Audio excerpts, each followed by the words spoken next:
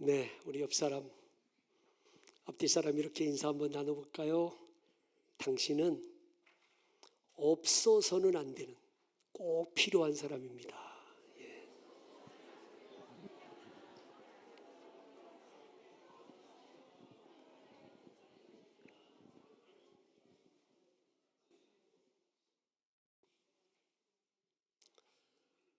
지난 주일 저는 미국에 있는 남가주 주안의 교회에서 예배를 드렸습니다. 특별히 그날에는 그 교회 권사 임직식이 있었습니다.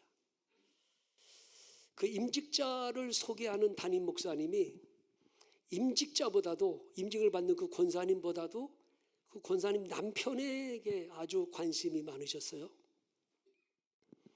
그 남편분은 그날 처음 교회를 나오신 거예요. 교회를 안 나오다가 처음 교회를 나왔어요. 그러니까 담임 목사님이 오늘부로 우리 권사님 남편이 교회에 열심히 나올 수 있도록 여러분 기도해 주시기 바랍니다. 이렇게 요청을 했단 말이에요. 그래서 임직식을 다 마쳤어요.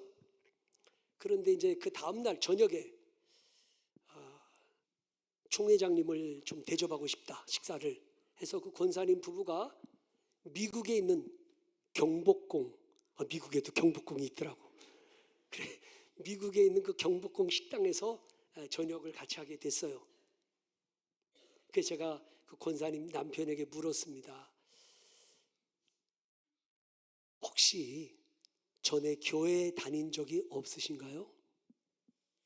그랬더니 이분이 아닙니다. 사실은 제가 안수 집사입니다. 그러시는 거예요. 그래 내가 아니 안수 집사님이신데 왜 그동안 교회를 안 나오셨어요? 그랬더니 전에 자기가 다니던 교회가 있었는데 그 교회에서 사람들에게 상처를 받아서 자기가 그동안 교회를 나오지 않았습니다.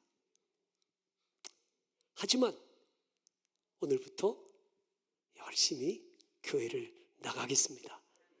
약속을 했단 말이에요. 그랬더니 담임 목사님이 저한테 그러는 거예요. 총회장님, 권사 임직식도 은혜와 감동의 시간이었지만 그 남편이 다시 교회를 나와서 신앙생활을 한다고 하니까 더 큰 감동이 있습니다. 그러시는 거예요. 제가 그날 이런 깨달음을 얻었어요. 깨어졌던 관계가 다시 회복되는 것도 화평이지만 더 중요한 건 관계가 깨어지기 전에 미리 세심한 배려와 사랑을 통해서 관계가 아름답게 유지되게 하는 것이 더 큰 화평이라는 겁니다. 생각해 보세요. 부부가 서로 싸웠어요. 그리고 미안해, 앞으로 잘할게, 그리고 화해했어요. 네, 그런데 마음에 상처가 남아요. 하지만 싸우고 다투기 전에 상대방의 마음을 먼저 배려하고 상대방의 마음을 이해하고 그리고 세심하게 배려를 해서 관계가 깨어지지 않도록 평화를 유지하는 것이 훨씬 더 성숙한 화평이라는 걸 아셔야 됩니다. 예수님이 십자가를 지신 궁극적인 이유가 뭐예요? 화평케 하시려고. 죄인된 인간과 거룩하신 하나님과 화목케 하시려고 예수님이 십자가에서 우리의 죄짐을 지시고 죄값을 지불해 주신 것은 우리로 죄인된 인간이 거룩하신 하나님과 화평케 하시려고 예수님이 십자가를 지신 거예요. 그래서 에베소서 2장 14절에 그는 우리의 화평이신지라. 에베소서 2장 16절에 또 십자가로 이 둘을 한 몸으로 하나님과 화목하게 하려 하심이라. 십자가는 화목케 하는 능력이 있어요. 하나님과 화목한 사람이라면 모든 사람과도 화목하게 지내야 합니다. 로마서 12장 18절에 할 수 있거든 너희로서는 모든 사람과 더불어 화목하라 이렇게 말합니다. 그런데 여러분, 오늘 본문에서 화평함과 거룩함을 따르라 그랬는데, 이 화평함이라는 게 다시 말하지만 깨어졌던 관계가 다시 회복되는 것뿐만 아니라 관계가 깨어지기 전에 미리 세심한 배려와 섬김을 통해서 관계가 잘 유지되게 하는 것이 훨씬 더 아름다운 거다. 그래서 오늘 본문에서 여러분 이제 15절을 같이 보실까요? 15절 다 같이 한번 읽어볼까요? 시작. 너희는 하나님의 은혜에 이르지 못하는 자가 없도록 하고 또 쓴뿌리가 나서 괴롭게 하여 많은 사람이 이로 말미암아 더럽게 되지 않게 하며. 아멘. 예? 하나님의 은혜에서 떨어지는 자가 없게 하고 쓴뿌리가 나서 많은 사람을 괴롭게 하지 않도록 해라. 여기 쓴뿌리라는 게 약초를 말하는 게 아니고 독초를 말하는 겁니다. 여러분, 이 버섯도 이 아주 식용버섯도 있지만 독버섯도 있잖아요. 사람의 말도 유익하게 하는 말도 있지만 해롭게 하는 말도 있잖아요. 이 쓴뿌리라고 하는 건 우리가 말로 상대방에게 상처를 주고 아픔을 주고 고통을 주는 이런 쓴뿌리, 오늘 우리 교회 안에서 내가 생각 없이 내뱉은 말 한마디 때문에 누군가가 상처를 받거나 내가 무분별한 행동을 통해서 누군가가 실족하는 일이 없도록, 예? 화평이라고 하는 거, 깨어진 관계가 회복되는 것 말고 나 때문에 누군가가 상처받거나 실족하지 않도록 깨어 근신하는 삶을 살아가야만 합니다. 그게 성숙한 거죠.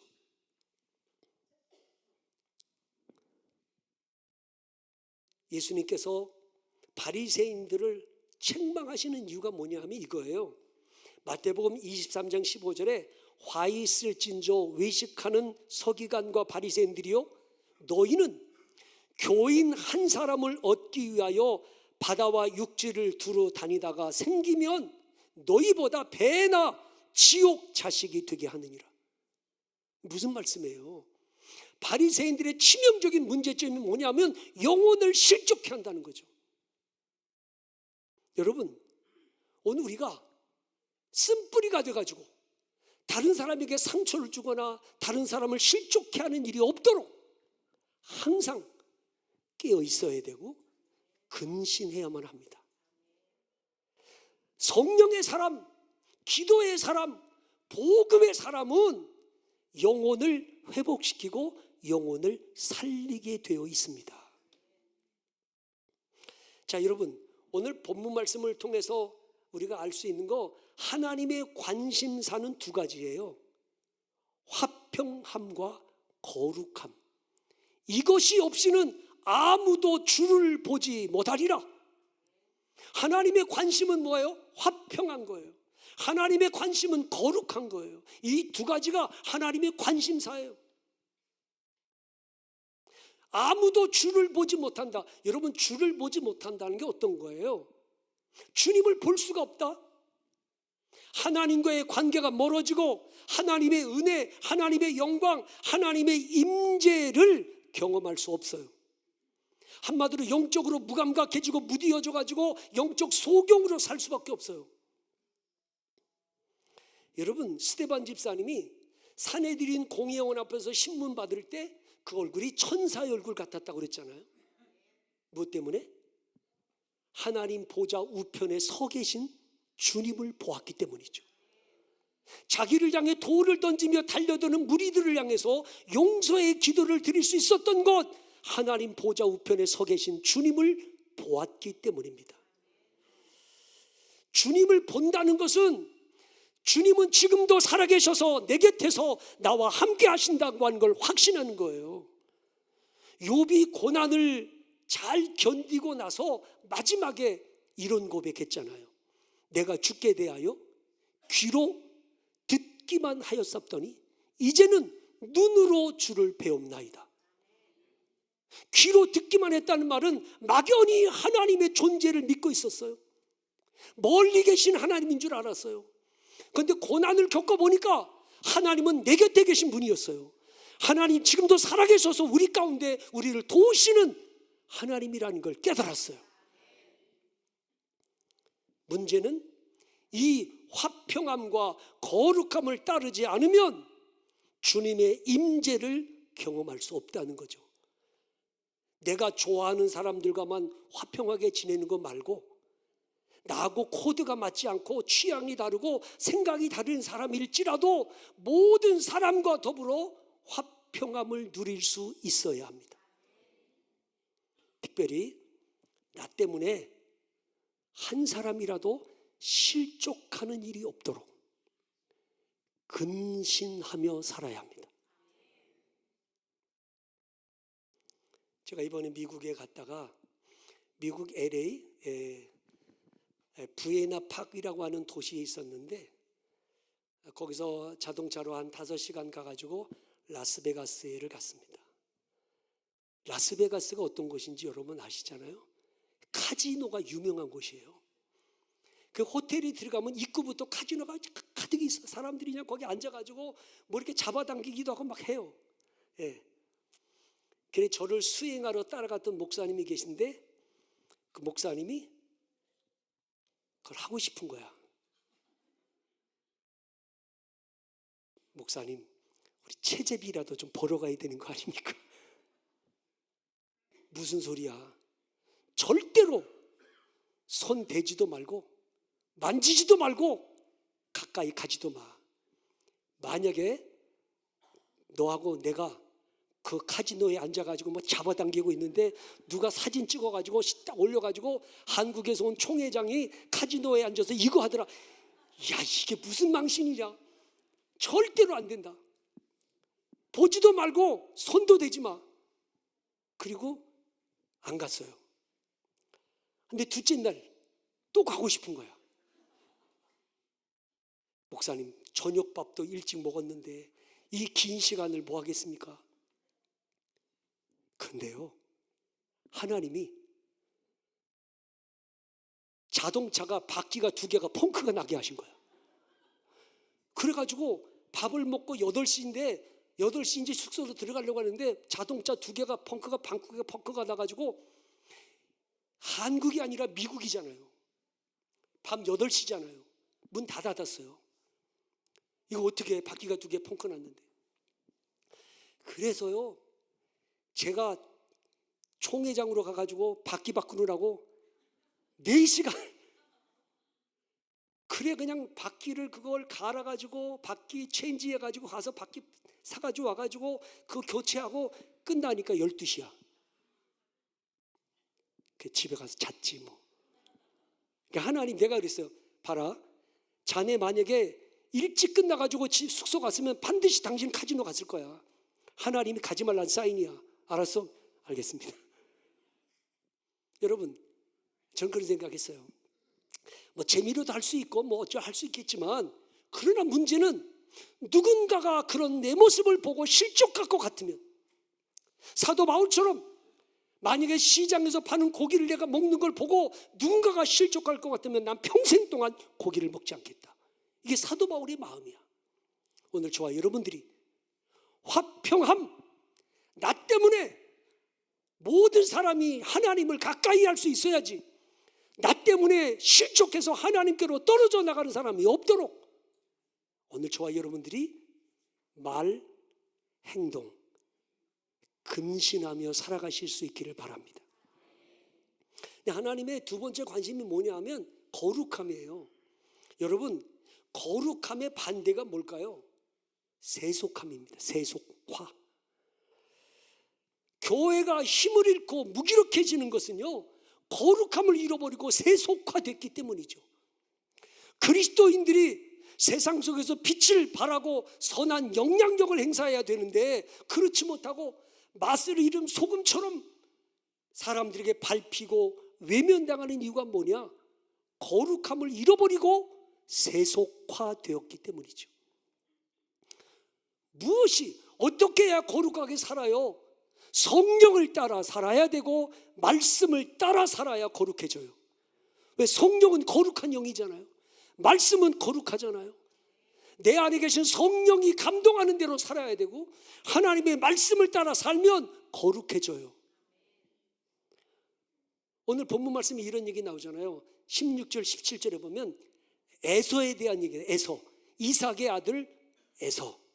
이 에서가 사냥을 갔다 와가지고 시장하니까 자기 동생 야곱에게 팥죽 한 그릇 얻어먹으려고 장자의 명분을 팔아넘겨요. 여러분, 이 에서는 장자의 명분이 뭐가 중요해? 지금 시장한 배를 채우고 배고픈 것을 채워야지. 너 가져. 그리고 팥죽 한 그릇 먹고 장자의 명분을 팔았어요. 나중에 이삭이 이제 죽을 때가 되니까 축복을 해줘야 되니까 야곱을 불러다가 장자의 축복을 마음껏 복을 빌어줬어. 그리고 에서가 뒤따라 들어가지고 아버지 나에게도 축복해 주세요. 이미 야곱에게 다 축복해 주어서 너에게는 복을 줄 게 없다. 울면서 에서가 간청했지만 때는 이미 늦었습니다. 그 팥죽 한 그릇 때문에 장자의 명분을 팔아넘기는 이 경솔함, 오늘도 여러분 무엇이 더 중요한 겁니까?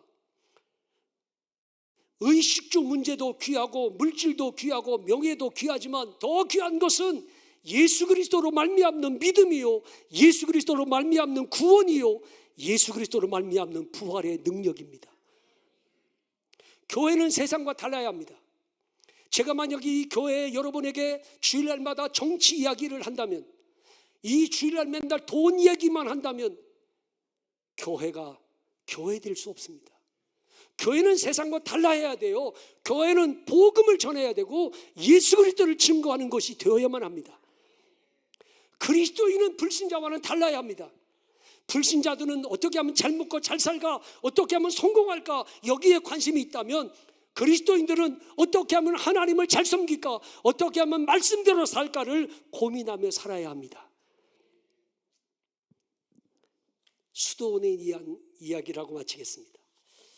여러분이 잘 아는 것처럼 한 수도원이 있었는데 이 수도원은요 한참 사람들이 막 몰려와가지고 북적북적대던 그런 수도원이었어요. 그런데 언제부턴가 수도원 원장이 바뀌고 나서 수도원에 사람들이 올라오질 않아요. 수도원이 텅텅 비어 있어요. 어느 날 전에 수도원 원장이었던 전임 수도원 원장이 수도원에 왔어요. 와보니까 그냥 사람이 없어. 그랬더니 후임으로 왔던 이 수도원 원장이 전임 원장님을 만나더니, 원장님 걱정이 있습니다. 우리 수도원에 사람들이 오질 않습니다. 어떻게 했으면 좋겠습니까? 전임 수도원 원장이 기도실에 들어가서 밤새 기도하고 편지를 한 장 써놓고 그리고 돌아갔어요. 그러니까 이 수도원 원장이 쓴 편지 내용을 보니까 편지 내용이 이렇게 적혀 있는 거예요. 내가 여기 묵는 동안에 내가 놀라운 걸 경험했네. 이 수도원을 찾아오신 예수님을 직접 만나 뵈었네. 그런데 그분은 평범한 사람으로 변장하고 계셨는데 예수님이 나에게 비밀로 하라고 해서 그가 누구인지 말할 수 없네. 이 사건이 너무 중요해서 떠나기 전에 자네에게 말해주고 가네. 자, 이 편지, 그래서 이 편지가 수도원에 있는 모든 사람들에게 다 공개됐습니다. 하지만 변장하신 예수님이 누구인지는 아무도 모릅니다. 혹시 저 주방에서 일하는 사람이 변장하신 예수님일까? 청소하는 저 청소부가 변장하신 예수님일까? 말도 좀 어눌하고 생긴 것도 좀 변변치 않은 저 수도사가 정말 변장하신 예수님일까? 사람들은 도대체 누가 예수님일까를 궁금해하면서 혹시라도 이 사람일까 저 사람일까 하면서 그때부터 한 사람 한 사람을 존중히 여기고 극진히 대하기 시작했습니다. 혹시 이 사람이 예수님일지 모르니까. 그때부터 이 수도원에 영성이 살아나기 시작하고 소문이 나서 사람들이 북적북적 또다시 그 전의 영광을 회복하는 수도원이 되었다. 이런 얘기예요. 오늘 우리 교회가 그랬으면 좋겠습니다.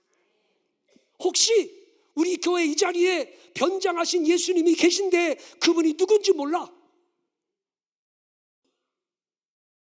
이 사람이 변장으로 하신 예수님일까? 내가 그동안에 무시했던 사람, 별 볼 일 없는 사람이라고 여겼던 사람일지 모르지만 이분이 혹시 예수님일지도 몰라. 이런 마음 때문에 한 사람 한 사람을 소중히 여기고 극진히 섬기는 그런 거룩함이 우리 교회에 다시 회복됐으면 좋겠습니다. 하나님의 관심은 화평함과 거룩함에 있습니다. 너희가 이 화평함과 거룩함을 따르지 아니하면 아무도 주를 보지 못하리라.